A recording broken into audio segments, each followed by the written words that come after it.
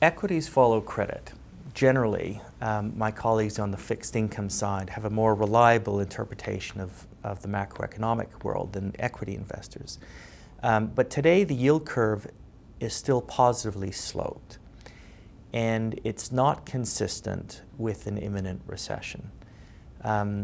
Once that slope becomes inverted, which will probably happen in the first half of 2019, then that judgment changes. Then that sets off a number of dynamics which make recession much more likely. What could be different this cycle? Ultimately, we think that the cyclical bear market, when it comes, will be relatively severe but normal in price, but it could be compressed in time.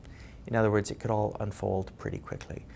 And that's because there's two particular buyers of equities through this bull market that have become unusual. The first is passive flows.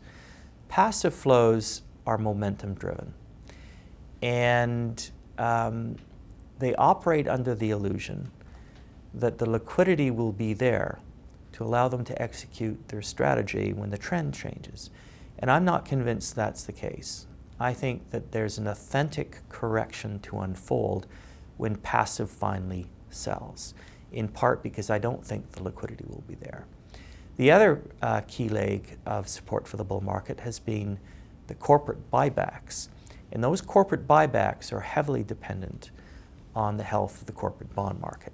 And the health of the corporate bond market is very dependent on a positively sloped yield curve. So by the time that you're operating in a world where the yield curve inverts, I think two of those major sources of support for equity will begin to wane. And that's when late cycle really does mean end of cycle.